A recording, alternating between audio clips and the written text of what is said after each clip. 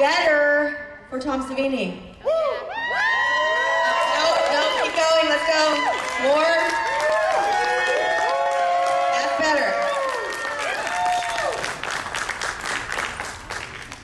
Hello. Hello. Welcome. I've got a boot on my foot. Can't get around that. Of course.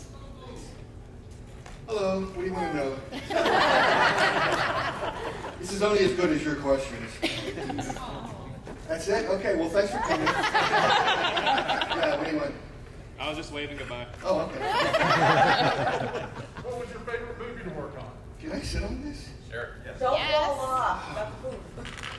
Is this a photo opportunity? Yes. Did Bill Moseley do this? No. He's no good. What does he know? I heard he said some nice things about me, though. Were you here for Bill Moseley? Yeah. Okay. Hey, can I do the whole thing from here? Oh yeah. You know what? Take my picture on my phone. No, this is fine. This is We fine. can move that if you don't want to be close to the edge like that. No, we're cool. Unless I fall and kill myself. Killed at a horror convention. That would be awesome. Yeah. Oh no, you gotta do sideways. Yeah. Let's see this whole thing. Oh, you're shooting a documentary. Sure. You can take the one you want. Thank you. Good idea. Thanks for doing that. Now, what did you want to know? What was your favorite movie to work on? Favorite movie to work on? Well, what, as an actor, as a makeup guy, stunts, I've had many careers. Yeah. It's kind of hard to be from dusk till dawn. Just because of who I got to hang out with, I hung out with George Clooney, Selma Hayek, Harvey Keitel, Quentin Tarantino, As far as effects go, probably, I think Day of the Dead, Creepshow. Creepshow is my masterpiece. Anybody else? Yeah. So I'll get you in a second, okay? So we just got done talking to Bill Moseley. Uh-huh. Any stories from working with Bill? Any stories working with Bill? Yeah, from working with him that you want to share. Well, we did Texas Chainsaw Massacre. Mm-hmm. He shaved his head for us. But then we found out later he got $5,000 for doing it. Yes. Yes. Because it would affect getting parts after Texas Chainsaw. But it actually saved us an hour and a half every day of having to put a ball cap on him and all that. So, and we clicked immediately. We became great friends, which is why I cast him as Johnny in Night of the Living Dead. Did he talk about Night of the Living Dead? Yeah. Did he say that I gave him the script and said, pick any part that you want as long as it's Johnny? Yeah. After he said, I'd really like to be someone else. Right, exactly. He wanted to play Harry Right. in the basement, yeah. What was your question? As far as makeup jobs are concerned, is there one that got away? Yeah, and anything we tried to do to Stephen King on Creepshow. Because everything I've done ever has worked. Because you got take 2, take 3, you can keep going until you do it right. But nothing we tried on him. We had a tongue that grew plants. We had green lenses that we couldn't get in his eyes because his reflexes were too... But he was doing drugs back then, so it was hard. He would disappear into the bathroom every now and then. He tore the face cast off because he's totally claustrophobic. Couldn't do a head cast of him. I had a hand that grew plants. None of it worked. And I wanted to impress this guy. It's Stephen King, but nothing worked. Anyway. Lolly, yeah. I can do this all day. I'm ready. I'll get you in a second. It was my understanding, like when the first Friday the 13th movie, that you were the reason that Jason jumps out and grabs. Absolutely, yeah. So if they had to redo the Friday the 13th and you were at the helm, what would be the one thing you'd want to do that'd be original for you? Well, it depends on what else is in the script, Gotcha. The script they had for the first movie, it ended when she cuts off Betsy Palmer's head, And I had just seen Carrie, the movie Carrie. And if you've seen Carrie, that toward the end, the music is coming up like the credits are going to roll any second, and that hand shoots out of the grave and scares the fuck out of you. I says, why can't we do something? Why can't we have Jason? And they said, well, he's dead. He said, well, you make it a dream, Wasn't there a whole Dallas JR TV series. It was a dream. You know? The audience buys it. You know, the audience buys no matter what happens if you say it's a dream, okay? So that's why he comes out of the lake at the end, because I had seen Carrie and thought we should have a surprise ending, you know? But if I was redoing it, I mean, I wanted to redo it. You know, the last stupid Friday the 13th movie, you know, they put his head in a wood shredder, which takes the mask off, and they never showed the makeup. The makeup on Derek Mears was incredible. You know, they never showed it. Okay. So now they drag him 100 yards and throw him in the lake. And as soon as they put him in the lake, you're going, all right, when's he jumping back up? Because that's why they threw him in the lake, you know. They're trying to or have the same scare from the first movie, which it was the dumbest movie. I mean, it was so stupid. I normally don't talk in movie theaters, and I hate people that do talk. I mean, I can't tell you how many times I tell people to I don't go to theaters anymore because the anxiety of telling people to turn their phones off or shut up is too much. I watch movies at home on my 10-foot screen. Okay? Yeah. So I'm watching that stupid movie. A guy actually drops his gun in the woods in a puddle, and he says, "Where are you, gun?" So me and my friends are like, we couldn't resist.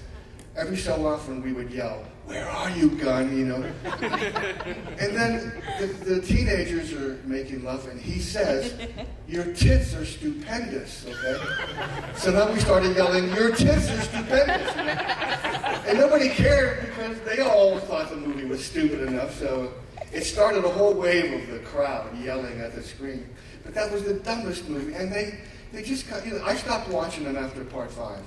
In Part 5, the ashtray was Jason. His spirit kept invading shit, you know. So, and they just got dumber and dumber, and they're still. So, the answer to your question is yes. It would be smart.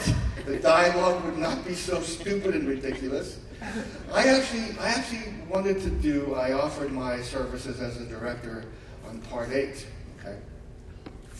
Because I thought, like Abbott and Costello meet Frankenstein, the Wolfman, Dracula, they were all fading. They had done too many of those movies. And Abbott and Costello, I mean, you know, so they combined a comedy team with the monsters, and it was a huge hit, okay? It killed the monsters forever. But Abbott and Costello's career just skyrocketed. They're meeting the Mummy, the Invisible Man, they're going to Mars, you know. So I thought, why can't this next Friday the 13th movie be like a black rap group or something, and they're in the jungle or the woods, and they are being besieged by Jason, you know, and make a comedy out of it, you know, combine the monsters with a comedy team. And he said, Sean Cunningham, he said, well, I'm not in charge, I'm not in charge of it anymore. 30 days later, he hired a kid out of film school to direct Part 8, okay? And that's why you have Jason, I think, is that Jason Goes to Manhattan? Yeah. Okay, but it's Jason on a boat. Yeah. And he winds up in Manhattan, you know. No, see what I mean? It's how stupid it is. Anyway, yeah, all right, sorry. Yeah, you had a question. Yeah. Any favorite effect from the burning? Favorite effects from the burning? Yeah, I love that one. Well, okay. I hired Ron Rondell. He's a stuntman. His son was like 18-year-old. He's the guy that comes out of the cottage on fire, okay? So his dad, famous stuntman, Ron Rondell, he coated rubber cement everywhere in that cottage. And that's how they coat his son with rubber cement. But he's protected with this stuff called Zell gel and a ceramic head mask, you know. So my job was to bring the torch in. The torch couldn't be in there when all the rubber cement was going up, or he would set it up on fire, okay? So my job was to run in and hand the torch to Ronnie, who would set the house on fire, set his son on fire, and then push him out, okay? So I run in and I slip on the rubber cement. The torch goes out of my hand. Ronnie catches it, sets the house on fire, puts his son against the wall, and then throws me out the back door, okay? So yeah, that wasn't the fun part, but that was one of the most memorable parts, you know. And also creating Cropsy, creating a bird makeup, you know. I hadn't done that before, so that was fun. The fun is always something that you haven't done before, you know, and the challenge of doing it. Yeah. Well, speaking of things you haven't done before. I'm sorry, what? Speaking of things you haven't done before or need a challenge, let's say Disney calls you and says, any Disney princess, we want you to redo it in your style, redo her story, effects, everything. Which one would you pick? That's not my cup of tea. You Take a Disney princess and... No. and Savini-ize it. That would be something I would turn down. Somebody used to ask me, what is something that you would never do in a movie? And I say, anything that involves harming kids, okay? Then they say, what about the 2 kids that you shot in Dawn of the Dead? Well, that was my niece and nephew. I didn't mind shooting them.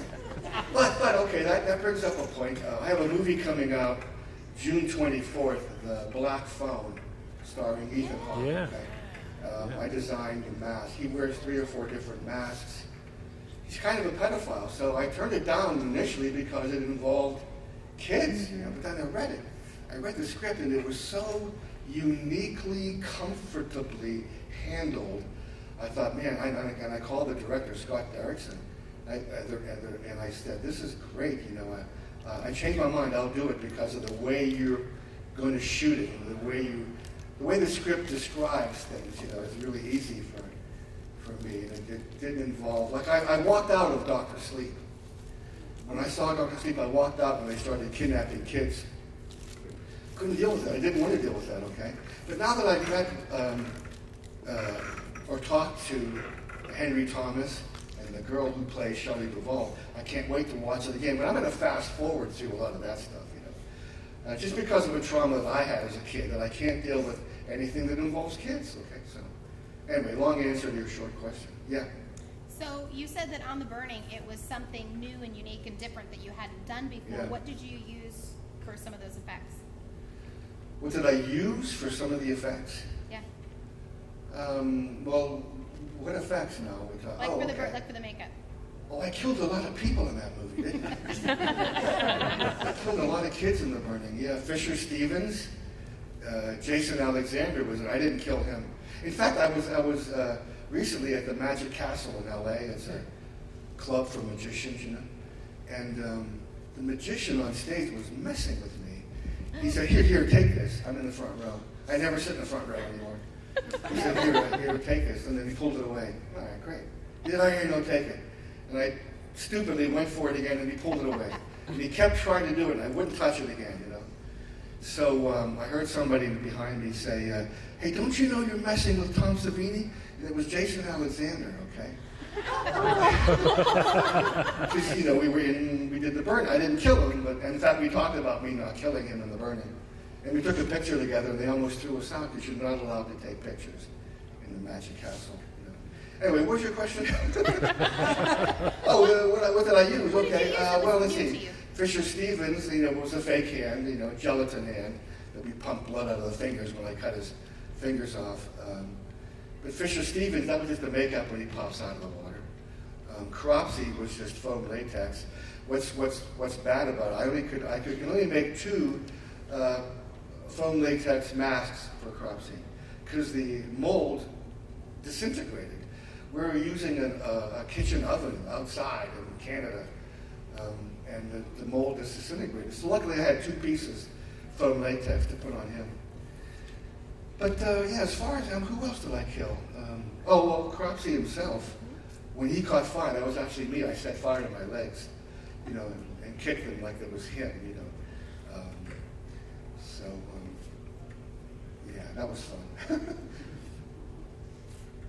Well, you know, who else did I kill in The Burning? Holly Hunter was in The Burning. Did you know that Holly Hunter was in The Burning? She was just a fat little teenager at the time, you know. I went to school with Holly. I went to acting school with Holly Hunter.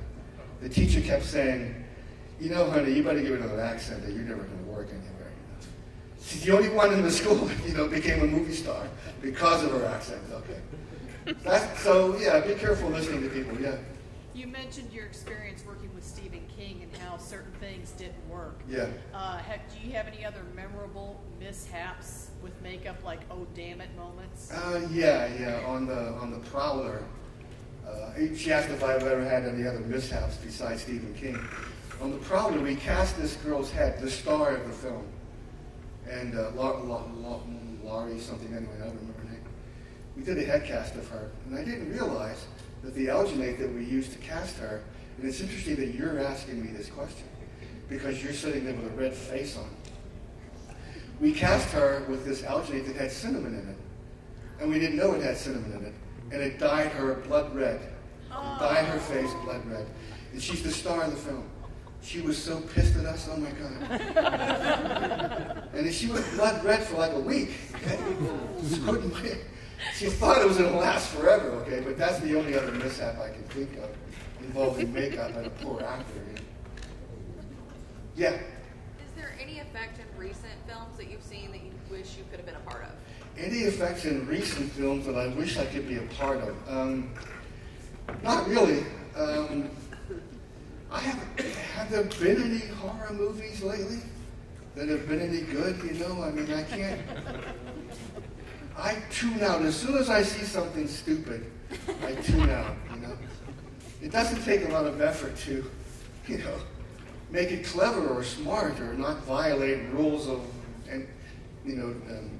science, Anyway, I'm trying to think of some good examples of really stupid stuff that I've seen recently. I'm not good at creating lists. Somebody has to give me a list, and I can say, "Oh yeah, that was so stupid because of this." Well, I've been watching the Boba Fett thing. Yes. Yeah. Mm-hmm. Is that the dumbest on television? It doesn't get good until they bring Mando back. Like it was just. Well, that's what happened. They brought Mandalorian back, and that was a great episode. Yeah, like that was. But they waited 5 episodes to do it. It's just not engaging or interesting. I just can't. I can't get into it. And I love the Mandalorian. I never missed an episode. I binge watched Reacher recently. Yeah, I love that. That was great. But yeah. Oh, I thought you were raising your hand. Yeah. So when they did the prequel to the thing, they did all that stuff practically and replaced it all with CGI. Yeah. Is there anything that you've seen with the CGI makeup that has impressed you? I love the thing. I love that prequel. I thought it was great. I didn't, usually if you see something that looks impossible, it's got to be CGI, right? Okay. I would love to know what Rick Baker was going to do in The Wolfman before they replaced that with CGI, CGI is a tool. I love it when it's done well, okay? And I wish I had it when I was trying to hide an edge or something, doing all my practical effects. American Werewolf in London, that's happening right in front of you. You're seeing every second of the effects. If you watch any of my movies, that's happening right in front of you. There's no CGI, okay? When Nicotero did Land of the Dead, the baseball player zombie with that jaw, people thought that was CGI. It was a great makeup, okay? So that's the problem. Steven Spielberg's son, Max, if he sees something that's impossible, it's got to be CGI. So that's the shame of, there's a collective dislike of CGI, but I really like it when it's done well. Walking Dead, without CGI, you're looking at, that would not be the baseball players or the people, the girl with no legs, I forget what they called her. Okay? And that's brilliant stuff. I was originally hired to do Land of the Dead. We were going to have 8 zombies that, because the brain, the zombie's still walking around, his brain is intact, right? So we were going to do green, zombie with no legs, a zombie with a big hole that you could see through, But I think it was Universal that did that film. They didn't use me because, and this is a quote, Tom doesn't have enough collateral for us to, if we wanted to sue him. What? What? That's why they not fired me, but all of a sudden I'm not working on the film. And K&B did, Greg Nicotero. So, okay, here's a funny story. Anybody see Django Unchained? Yes. Do you remember me in that film? I had a beard down to here. I had my hair was long. I had the dogs. I was the guy with the attack dogs, okay? So I show up, and I got a 15-minute lesson on the dogs, Bullet and King. They were Belgian Malinois Shepherds. So the trainer would say, stand up, turn around, move over. Like the dog understood English, he did everything the trainer said. He said, okay, now I'm going to make the dog go crazy, and I want you to hold him back, okay? So he does this, and the dog drags me 30 feet on my knees into the snow. It was like holding a car back, you know. So, but I eventually was able to brace myself and, you know, grab onto the leashes and hold the dogs. Okay. So that was our lesson with the dogs. Now, the slave is up the tree. Leonardo DiCaprio pulls up in the carriage, and he says, "Shut these dogs up! I can't hear what I'm saying or thinking." Okay. The guy next to me is supposed to say, "Get these dogs out of here." But he's screaming, "Fuck!" And I look, and the dogs are attacking him. They've torn his pants off, and they beat him on the ass cheek. They dragged him to the ground by his ass cheek. His ass looked like the planet Mars. So Quentin yells, "Cut." Lunch. We all go to lunch. The guy comes back after lunch with new wardrobe on, and we do the scene again. Leonardo DiCaprio pulls up, and the guy says his lines. He says, "Get these dogs out of here." So I grab the 2 leashes, and now the dogs are attacking me. I got a dog on each arm. But I'm not stopping until Quentin yells, "Cut." Okay? So he does yell, "Cut." You know. And the trainer said, the reason I still have my arm is because the dogs are trained to attack stunt pads. Okay? There's no stunt pads on my arm. It still hurt, but it wasn't their teeth. It was the strength of their jaw. Okay, so we both went to the hospital and got tetanus shots, you know, that night. So the next day, they bring the slave down from the tree, and they attach a fake arm to him, and his real arm is behind his back. On every take, you could see the guy's real arm and the fake arm, because the dogs are going to come and tear the arm off. Okay. Now I didn't want to say anything because it's K&B. It's Greg Nicotero and my pals. I'm there as an actor. I didn't want to say anything about the effects work. But Quentin walked by, and I said, "Hey, man, you remember when I did that effect in Day of the Dead? You know, Day of the Dead, we chopped the guy's arm off. I dug a hole in the ground, so the guy's real arm goes in the hole. You're not aware of it at all. All you're aware of is his body on a flat surface, and then you attach the fake arm that way." I said, "But don't say I said anything, because it's K&B." So he goes back, and he says, why don't you guys dig a hole under him that his real arm can go into, and then we'll never see it. He got some resistance from them, but they eventually did it. And he did 8 takes, and it was gorgeous. The dog tore the arm off, you know. So I'm standing there. A couple of minutes later, I'm standing there, and Quentin comes by, and he puts something in my hand. I'm looking, it's $5. He said, "We have a tradition on my set where if somebody from another department solves a department's problem, you're the $5 hero that day." He said, "But never before has an expert from that department, you know, solved the problem." So I became the $5 hero, and then, you know, of course, Greg knew about that, and, you know, what I didn't want to happen happened. All right, so the next day, I become the purple penis guy. I don't know where they hide it. I don't know how they blow it up so fast. But if you fall asleep on a Quentin Tarantino set, they take this big purple penis and they put it near your face and take a picture. Okay? So luckily for me, I fell asleep forward and the penis was back. And we're in a swamp. We're in a swamp, and the only hard surface off the road is like 2 or 3 feet on either side of the road. And they bring in a big board, like half the size of this thing, with pictures of all the people who have fallen asleep with the purple penis in their face. So they bring that into the swamp to ceremoniously add my picture with the purple, so when I was the purple penis guy. Okay. Anyway, the purple penis is called Big Jerry. I saw a picture of Quentin holding it. He's holding it near the Nazis on Inglourious Bastards. So that's part of what it's like on a Quentin Tarantino set.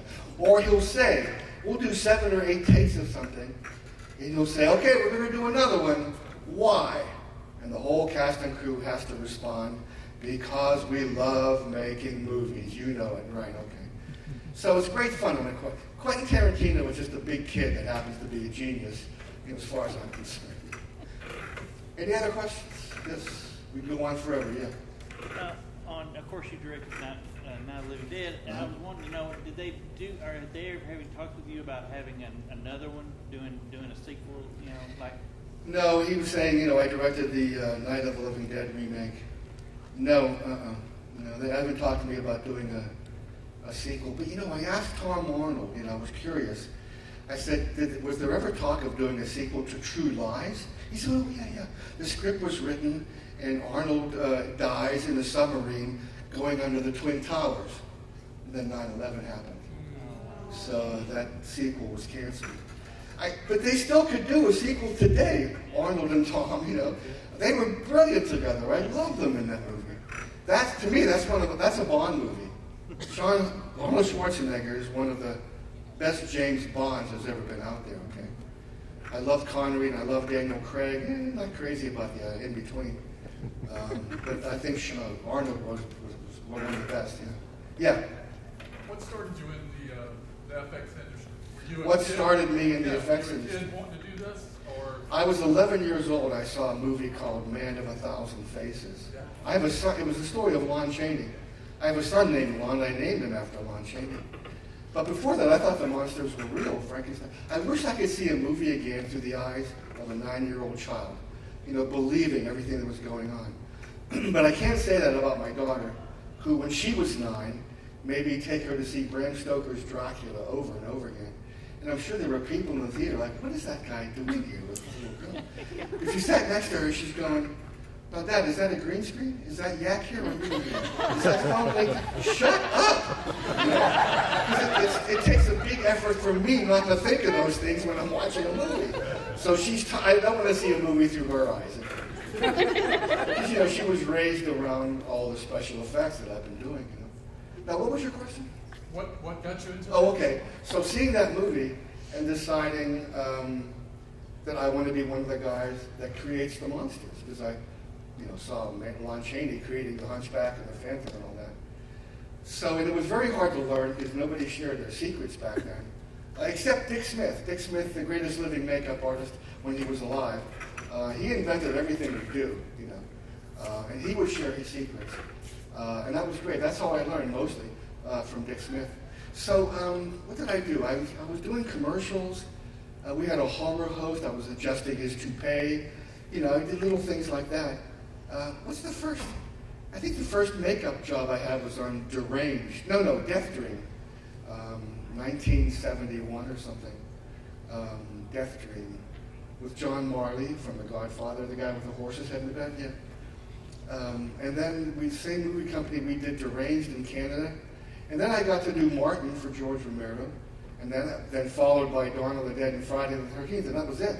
My career took off, That 1-2 punch of Dawn of the Dead and Friday the 13th. The 80s, that was my decade. The 80s was the splatter decade. I am the king of splatter, though I hate that name, okay? Anyway, so that's how it happened. Why do you hate that name? What? Why do you hate the name? The king of splatter? No, because, I don't want to be known just for gore. Because I have done creatures and monsters, Creepshow. In fact, I've asked my school to stop calling me that. My school in Pittsburgh. Well, what do you want to be called? Oh, just the maestro of makeup. Okay. So that's what I am now, the maestro of makeup. I saw a hand, yeah. Yeah. What was it like to redirect, remake Night of the Living Dead? What was it like directing? It was the worst experience of my life. Really? Directing Night of the Living Dead, because George Romero wasn't there. If he was there, it would have been a blast. But they stuck me with these two. I just put out a book called Night of the Living Dead 90, the version you've never seen. Are you aware of this book? Anybody? Okay. Yeah. It's the 600 storyboards that I created of the movie, of what I intended to do. And you can see what I didn't get to do in that movie. I used to hate that movie, Night of the Living Dead 90. I used to hate it because I look at it and it's like 30% of what I intended. But I went to a midnight screening once. I went there at 11 o'clock and did a Q&A. And I wasn't going to stay to watch it, but I did. And it's the first time I saw it objectively, and it's good. The acting is terrific, the suspense is there. So I've changed my mind about that movie. But it really was the worst experience of my life. Because they kept slapping my hand. There were so many things. Here's one example, okay? At the end of the movie, Barbara comes back to the house. And she goes into the living room and they kill Tony Todd. That's not my ending. My ending is she looks at the house from the outside and she thinks she sees Tony Todd up in the window. So she goes to the attic. And the attic is full of junk. There's a big, standing mirror, one of those mirror, tall mirror. And Harry is behind the mirror. And so what you're looking at is the mirror, and you see Barbara's reflection in the mirror, and Harry peeks out from behind it. And that's when he says, you came back. And you see her reflection raise the gun. Harry ducks behind the mirror. She fired. The mirror. The next thing you see is Harry's point of view falling to the floor, and he looks up and he sees her reflection in the mirror, and she's all fucked up because it's broken. And that's when she becomes one of the rednecks and says, here's another one, because she shoots him in cold blood. She shoots him in cold blood anyway, the movie. So she says, here's another one for the fire. And they drag Harry and Ben and put them in the fire, almost face to face. And the end credits are them just burning into nothingness, okay? They wouldn't let me do it. They said, we don't have time. Well, okay.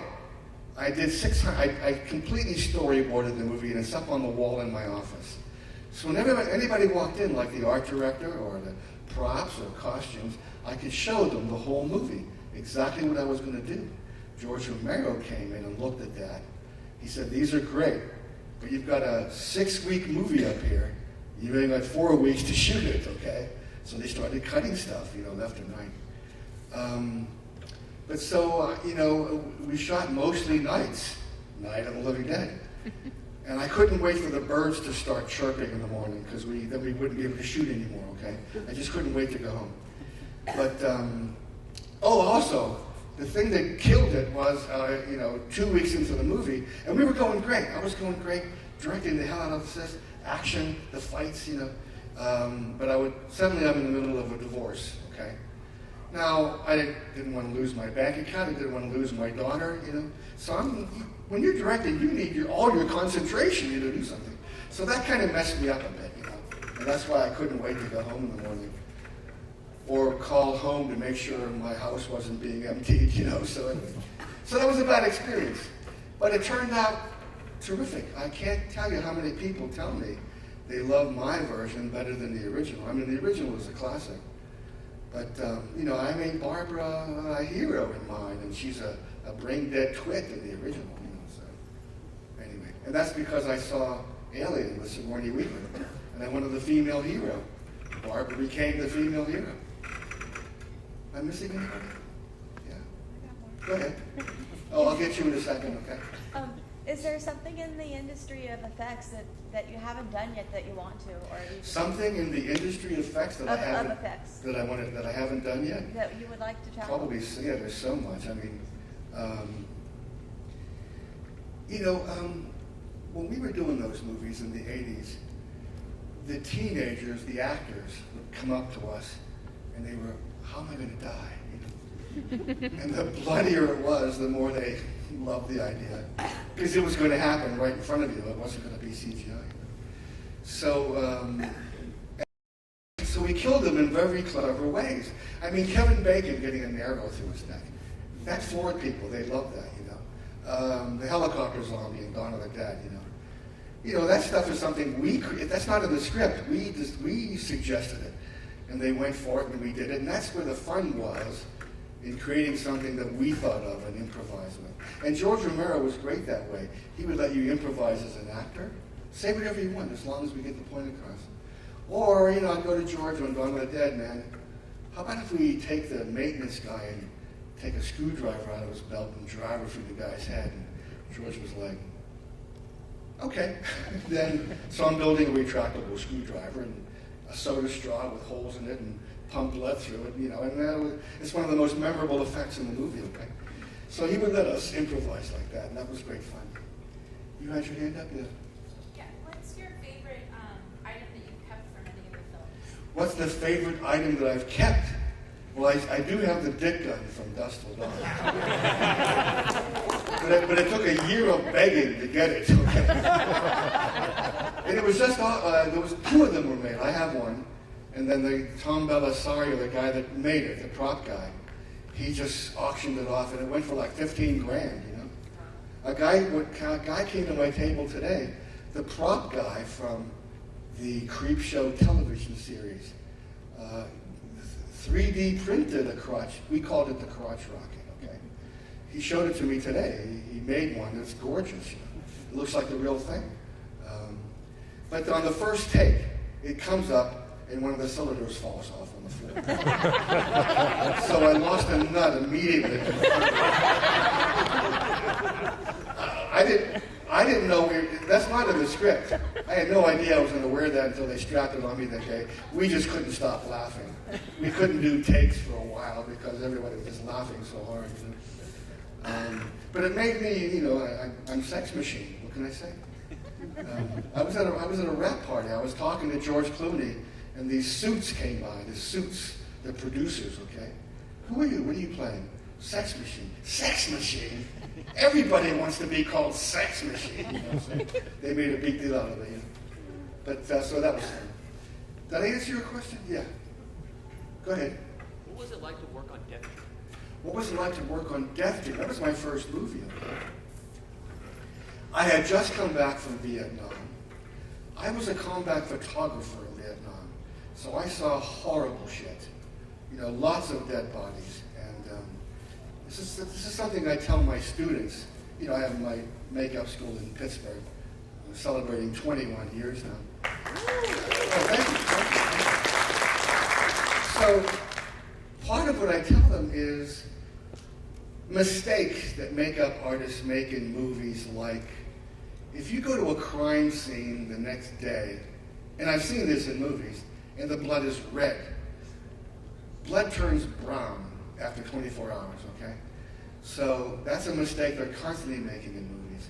The other mistake they constantly make in movies is when an actor is portraying a dead body, they want to look pretty for the camera, so they're like, you know, none of your muscles work when you're dead, including your jaw muscles. Every dead body is slack-jawed because the muscles aren't working anymore. And the eyes are always open because it takes a muscle contraction to close the eyes, okay? And this is big mistakes that take me out of a movie, that make me not, you know, you fucked up. It's not how it is, you know? So, but wait, what was your question? What was it like to work on Death Dream? Death Dream, okay. So I just got back from Vietnam. And one of the things they did, if they dug a pit and put bodies in it, Viet Cong bodies, not our guys, okay, is they would cover them with lye, white powdered lye. And that's why there's that scene in Death Dream, all covered in lye, because I had seen that, okay? So, yeah, people think that my interest in special makeup effects comes from being in Vietnam, but as you know, I started when I was 11. Vietnam was a lesson in anatomy for me, okay? Because everything I do has to be anatomically correct because of what I saw. So if the fake stuff doesn't give me the same feeling that I got when I saw the real stuff, the fake stuff isn't real enough to me, okay? So that's where my reputation came from. Then I saw a hand. Yeah, go ahead. You mentioned coming up with some of these ideas on the fly, like the screwdriver in the head. Speaking of like materials and things that you use and ideas that you came up with to create those effects, were they ideas and things that you had used previously, or did a lot of those things come up just on the fly as you were working on those? Okay, her question is, you know, the materials and the ideas and being spontaneous and creating shit on the sly. Some of them are like, okay, here's the deal. Here's what I tell my makeup students on the first day of class. They usually spend it with me, and we're talking about some of the stuff that we talk about here, okay? I say, the mindset that you need to be a special makeup effects artist is, what do I need to see to make me believe that what I'm seeing is really happening? And then that translates into, what do I show people as an artist to make them believe that what they're seeing is really happening? And then you create the pieces, okay? And the example I use of that mindset is, I did a movie called Trauma. Anybody ever see Dario Argento's Trauma? Okay. There's a scene in there where Dario said, okay, I want her head to come off and roll on the floor and then rest against a wall over here. But while her head is rolling on the floor, when her face comes up, I want her to say the word Nicholas, Nicholas, Nicholas. And I'm thinking, holy shit, I'm not going to do that. Because if you look at a fake head longer than 3 seconds, you know it's a fake head. Arnold Schwarzenegger in the mirror in the Terminator, you knew that was a fake head because you got to look at it too long, okay? The guy in Poltergeist tearing his face apart in the mirror, you knew that was fake because you got to inspect Steven Spielberg's hands tearing the stuff off, okay? The exception to this rule is Kevin Yeager's heads in Sleepy Hollow. They were fantastic. You can stare at those all day. They look like real heads. But in general, okay, I got to make a fake head roll on the floor and say Nicholas. Can you imagine the complicated mechanics to make the lips form those words as it's rolling? So then the actress shows up, Piper Laurie. She played Carrie's mother in the original Carrie movie. She shows up and she's claustrophobic. We can't make a cast of her head. We cannot make a fake head of her. So, and this is where the mindset comes in. What do I need to see? I need to see her head rolling, her saying the word Nicholas. So this proves another point, that limitations always make it better. Limitations always make you more creative. Limitations like not enough money, not enough time, not enough people helping you. You know, Piper Laurie having claustrophobia, and I can't, this is a limitation. It's a major one, okay? So I took her real head and made her real head look like a severed head. I put an appliance on her neck and made her head look like it was severed. I painted her neck black. She was dressed in black. And I put her on a bar stool that could spin. And I had the carpenters take the floor and build it upright so I could wheel the floor behind her as we spun her in the stool, and she would go, Nicholas, Nicholas. And we turned the camera upside down so the head would look like it was upside down, which is part of the illusion. If you're looking at what you think is a severed head upside down, you can't imagine there would be a body attached to it, you know? So Dario Argento, now we shot it in slow motion, we shot it in fast motion, you know. And then the head coming off the body was easy. That was any rubber head with a wig on it. But it took 17 takes for the body to fall and for the head to start rolling. And when it finally did, the whole crew, Dario, they applauded because, 17 takes. Okay? And then her head against the wall was easy because they built up the floor and she was underneath it with her head stuck through a hole in her. Again, it's her real head looking like a fake head. So Dario walks in and he sees what we're doing. He's like, what are you doing, So we showed him the video test, and he floored him. And from that day on, in Italian, he called me the volcano of the mind. I wish I could say it in Italian. But if anybody knows how to say it, let me know. Anyway, so from that day on, he called it. So that's something else I tell my students on the first day. Directors don't always know that what you're doing is a magic trick. I'm fooling you to believe that what you're seeing is really happening. Just like a magician does. A magician will make you look here, and he's pulling flowers out of his butt with his other hand. He misdirected you, okay? We do it all the time in movies, and there are mechanical devices that you're not aware of that we use all the time. So that mindset, what do I need to see? So when I sculpted Nate's corpse in Creepshow, I covered him in Rice Krispies. Rice Krispies in latex with some acrylic paint to look like dirt, okay? So I've used Rice Krispies, the soda straw in Dawn of the Dead for pump blood. So it's all about what you see. Well, here's another example. Anybody see Martin? George? Okay. In Martin, he drags a guy out from the house and drives a stake in his neck. And I asked George how we're going to do that. He said, well, we're going to go to a slaughterhouse and do a close-up of, driving a stake in a lamb or something. I said, no. We need to see the guy's face when that stake goes in there. Well, how are you going to do that? I don't know. We'll figure it out, okay? So it's the Kevin Yeager thing. They drag the guy out on his back, And then when it came time for the steak to go in, I put him on his stomach and put the Kevin Yeager body in front of him, so he's resting on it. And I built up the plants and the ground behind him with chicken wire. And George came in, he said, no, he can't be on his stomach. They drag him on his back. I said, yeah, but George, watch this. The camera doesn't know if it's looking down or looking this way, because I'm looking at this guy's head that looks like it's on the ground. And then we drove the steak in, and we had to teach even George Romero that these are magic tricks. But this doesn't come out of any genius. It comes out of the mindset. What do I need to see? And then make the pieces. What you need to see is a guy with a steak going in his neck with the ground behind him, okay? So my books on makeup effects are called Grand Illusions, because I think of them as magic tricks. You know, they are illusions, all right? So, anyway. Did you? Yeah. So, in The Prowler. The Prowler. I love it. There's some great stuff in The Prowler. Well, in Fangoria magazine, like a year after the release, you did an article, a little short article, and it was about used apple cores and all these different. Oh. So I thought that was cool, and I thought. Wait, in The Prowler? No, that was Maniac. No, Maniac. Yeah, Yeah, Maniac. I could do that. I thought I got to try that. You know, and I thought, how the hell do you do that?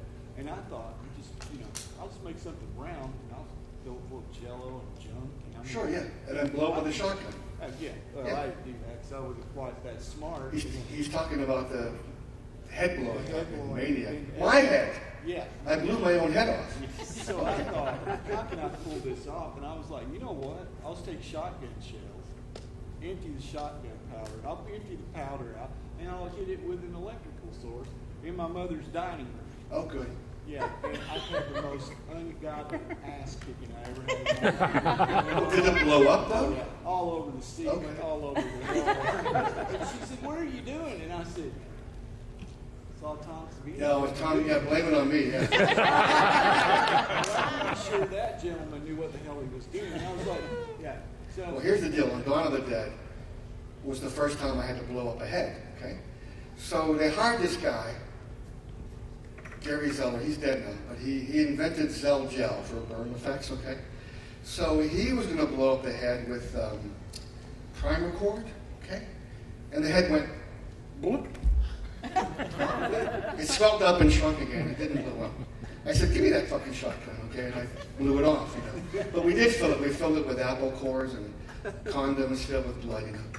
So then I did it again in Maniac, okay?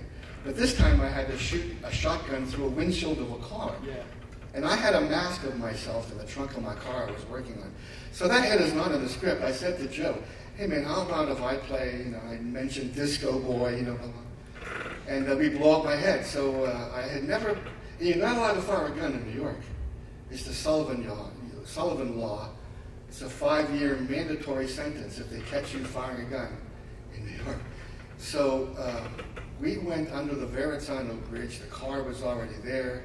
I filled up my mask with apple cores and shrimp dip and anything that was on the food table, sealed the bottom of it, and it was on a platform inside the car. And when the maniac jumps on the car and moves the shotgun, they cut to the girl or something, and I replaced him, and the camera's over my shoulder. And I had never fired a gun through a windshield before, and I fired both barrels at the same time. And it blew me off the car. A guy caught me. But 60 seconds later, nothing was there, okay? They put me in a car and drove me away. The car they dumped in the river. Because 2 weeks later, they brought the car out of the garage to shoot the girl getting blood splashed on her. It stank so bad because of all the food and rotting. So they dumped it in the river. Someday someone's going to find this car in the river with my splattered head. And what soprano thing was this? Anyway, the guy who couldn't blow up the head on Dawn of the Dead, he goes off to do scanners. So that head blowing up in scanners is him behind it on the floor with a shotgun. Learned it from me, okay? And that's how that head explodes in scanners. Yeah. Did I blow up any heads after that? I can't remember how many heads I've blown up. It's a living, you know. Anybody else? Yeah. There's this episode of Ghost Rider where there's this little action figure monster that makes I did that. gum. I did I that. was wondering how that opportunity came about. Like, did they hit you up or? They called and said, "Hey, we got this kid TV series, you know." Okay, and we had to make purple puke and purple monsters, you know, and a guy that had like in Poltergeist, the guy's head that tears apart, you know. They just called us. We went to New York, and me and assistant, and we did it. It was great fun. That episode scarred me as a kid. Oh, really? Thank you. It was a kiddie show. Yeah. Okay. Well, so was Wizard of Oz, but you know. Anybody else? Not you, even not you. Okay.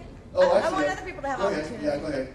Has there ever been anything someone's asked you to do that was just beyond the realm and there was no way you could do it? Yeah, well, not that I couldn't do it, it's just that I didn't want to do it, you know. In the 80s, I was getting scripts where the murder weapon was a Cuisinart. You know?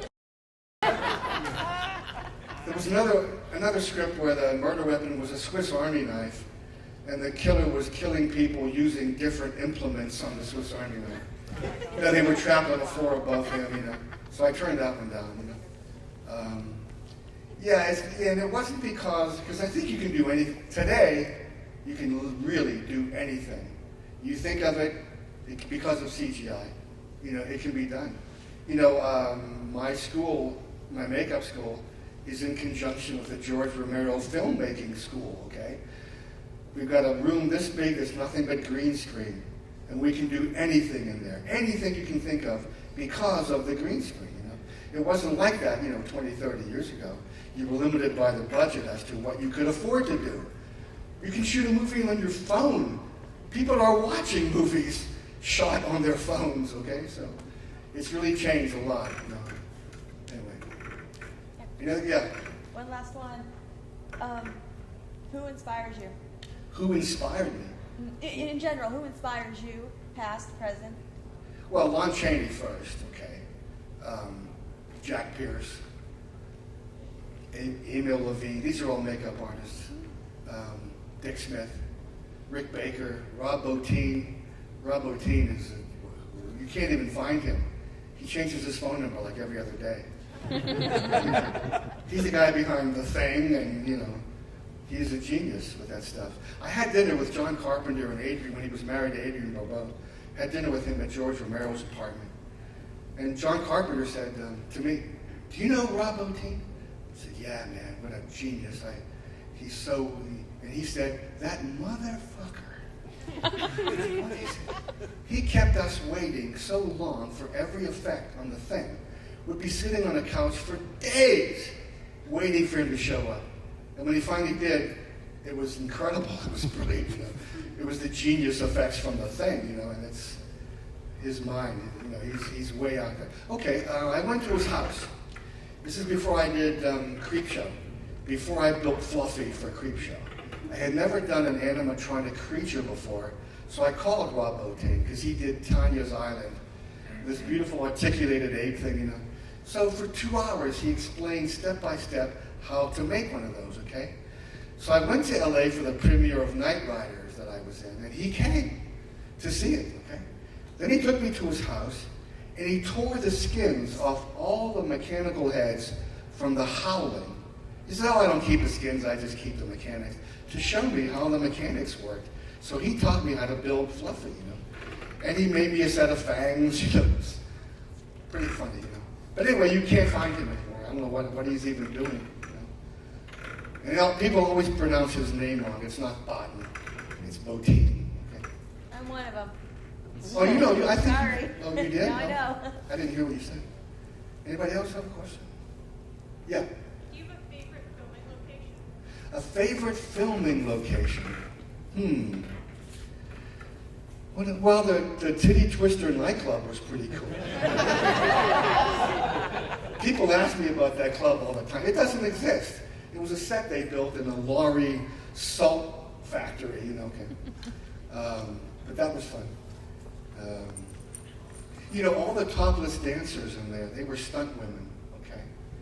My daughter was 9.5, and she was with me side by side through the whole shooting of Dusk Till Dawn. In fact, she was with George Clooney, mostly. In his trailer, everywhere he went, he took her with him, 9.5, little girl. So in his trailer, she was always in the trailer, but so was Selma Hayek, you know. So I thought, I better tell George that she does not have to be in there. He said, no, she's fine. She stays. She's right here. She stays fine. So one day she knocks on my daughter. She knocks on his trailer door. He opens it. She scored him with a squirt gun. He said, Leah, never come to a gunfight with a knife. And he grabbed a 2-gallon soaker and drenched her. Now, all the topless dancers, all the stuntmen, I arrived on the set one day. Because my daughter hardly ever went home with me. She went home with the costume department. She went home with the stunt guy. You know, she was always, putting herself in that position. So one day I arrived on the set, and all the girls in the nightclub are standing on George Clooney's trailer with 2-gallon soakers, waiting for him to come out so they could drench him. So after Dusk Till Dawn, George got Batman. So I called his secretary, and my daughter's birthday was coming up. And I said, hey, is it possible to get a picture of George as Batman for my daughter's birthday? He was like, no, that'll never happen. Warner Brothers will not release any photos of George as Batman before the movie comes out. This is 2 months before the movie came out. Okay. So they sent George a huge color portrait of himself as Batman for his approval. And he signed it, Happy Birthday, Leah, and FedExed it to my daughter. Really, the nicest guy I've ever met. And because of things like that. Now, 35 years later, I'm at a producer screening of Argo with George Clooney, Ben Affleck, Bryan Cranston, they saw the movie, did a Q&A. So they're leaving the stage, and I ran down, and I said, George. And he went, Tommy, okay. Hugged me, and we talked about, he said, do I really want to see pictures of your daughter? Because it's 30 years, And so we did that. And then he left. And people were wondering, how the hell do you know George Clooney? It's because we did, Dusk Till Dawn together. So anyway, nicest guy. It doesn't take a lot of effort to be nice. He was a huge inspiration. I saw another hand somewhere. No? Are we done? That's it? Yeah, go ahead.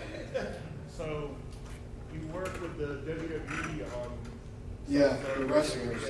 How what's that like in terms of Well, if you come to my table, the guy I'm sitting with, he does all the WWEs. They come to me, but he does all the work. He creates the Fiend mask. Just today we saw the Fiend backpack. Yesterday a guy came by dressed as the Fiend with a huge hammer. Was that you? Okay. Anyway. But he didn't realize, so the guy next to me chased him and took a picture with him, He didn't realize that the guy next to me is the guy that created all that stuff. Okay? I'm sure he found out about it later. But they're great. I've been going backstage with wrestling for, 20 years, And some of them, like Randy Orton will go, sex machine, They're fans of mine, they're wrestlers, Triple H is a huge fan. I've designed his skull that he wears for all the WrestleManias, So yeah, I've been associated with WWE for a long time. And it's just great fun. They're just athletes. To me, they're gladiators performing a stunt show. That's what wrestling is. It's not real. They're performing a stunt show for you, okay? So I just love that idea. Were you raised? Yeah. Competition helps sometimes drive the industry to new levels. Do you and maybe Greg kind of call each other and talk about things? Competition? No, it's never, I can't say that it's been competition. It's like a brotherhood. I'll call Rick Baker. Man, how did you do that thing? Blah, blah, blah. Oh, hey, I took this and then some elastic and great. We help each other, I've never felt that I was competing with any other makeup artist because, the 80s was mostly gore until Creepshow came along, so I was doing a lot of that. Others were, but back then there were like 6 of us. Now there's hundreds of us, special makeup effects artists, because of my school pumping them out, okay? So, if you've seen a movie in the last 15 years, one of my students has worked on it. There's a long list, 300 Guardians of the Galaxy. My students work on these movies all the time. Whenever new students come in, I tell them about this long list of movies, that students who were sitting right where you're sitting, my students, have gone off and done this. So what's the difference between them and you sitting here where they were sitting? Well, they learned a skill, right? Well, they learned a bunch of skills at my school. They photographed everything they do, and you put it in front of people that can help or hire you. There used to be no formula for success, but that is the formula. Put your stuff in front of people that can help or hire you. If they're not looking for you, you've got to seek them out and tell them who you are, you know. And your portfolio speaks for you, tells them what you're capable of doing, what you have done, you know. But the idea is to get in the door. There's a guy working at K&B. He's been there for 20 years. He was one of my first students. He got in the door, and he was doing fiberglass all day. Well, pretty soon he proved himself in the phone. He does all the appliances. Whenever K&B is working on any movie, Derek Greer is his name. He makes all the pieces, all the prosthetics, you know. But he got in the door. Get in there and sweep the floor. A guy came in Creepshow. He was a PA, production assistant, which is just a gopher. Before the movie was over, he was the assistant director. But you get in the door and you prove yourself and get people to like you, and you skyrocket, you know. So that happens a lot. Were you raising your hand back there? No? Okay. Anybody else? Okay, who calls it quits, me or you? Him. You. Who? You. Oh, I call it quits? Yeah, I'm just just going to letting stand you go. here for a while. There's no one after you. Let's see, what can I tell you? Oh, yeah. Has there ever been an effect that you were just really fucking proud of that you had to cut for some reason due to time, or they just wouldn't let you put it in the movie? Was there ever an effect that I did and I was proud of and they cut it from a movie? Yeah. I don't think so. I can't think of any that... on Friday the 13th, the final chapter, they left all the effects in, but they made it quick, you know, so they could concentrate on Jason's death. And they really dwelt on that. The only reason they got away with that is because everything else was quick, you know. But has anything ever been cut? No, I can't think of anything, any effects. It usually makes it in the film. I mean, I could be wrong, but right this very second, I can't think of anything. I don't remember being sorry that this thing was not in this movie, you know. Well, a movie that I was going to direct Pet Sematary, okay? Mary Lambert did a great job, but I was up to direct that at one point. I don't know why I lost that, but the same thing is true. George Romero was up to direct The Mummy, all these movies. He sits in these meetings and he hates producers, and if they suggest something stupid, he just leaves. Really. I mean, Knight Riders was going to be a medieval movie, take place in medieval times. And the producers were giving him a hard time, the money people. He said, how about if I put them on motorcycles and put a rock score in it? Oh, what a great idea. That's how Knight Riders got born. Okay. Happens all the time. Any other questions? Yeah. Who are some of your longest working relationships? Like Longest working relationships? Yeah. Who were some of them? They're still there. Darryl Ferrucci, who was Fluffy, you know, he's going to be at Horror Hound next week. Yeah, him. The guy sitting next to me out there was a student at my school. He actually directed Smoke and Mirrors, the documentary about me. Because, you know, he was a student. We did a short movie together, and he thought, God, Tom's a nice guy. All these things I've been hearing about him aren't true. Because if you Google my name, like the fourth or fifth thing is Tom Savini is a dick. So I had friends of mine, lots of friends of mine, go in there and post stuff to bury that. So now I think it's like the 112th thing. Tom Savini is a dick. Okay? And it's because I was at a convention, and I'm signing, you know, it was a crowded convention in Texas, and this girl came up and gave me a picture to sign, okay? And my friend behind me was talking to one of our friends. And he said, hey, I'm talking to Matt Green. And I said, I don't want to talk to anybody right now, you know? But what the girl saw was me signing her picture and saying, I don't want to talk to anybody right now. So she walked away and threw the picture back at me. And I said, why did she do that? And then we figured it out, you know, that I was talking to him. She thought I was talking to her. So we tried looking, couldn't find her. We chased her, couldn't find her. Her name is Destria. is Destria in here? Okay. Because I remember signing Destria, you know. But we couldn't find, I was going to give her free stuff, you know, explain to her what happened. So she started this blog. Tom Savini is a dick. Because I said, I don't want to talk to anybody right now, to my friend standing behind me. Anyway, you got to be careful. I mean, I would listen. Oh, I wish I had an anonymous email or text that I could start responding to people. But as soon as you do, you know, you're done.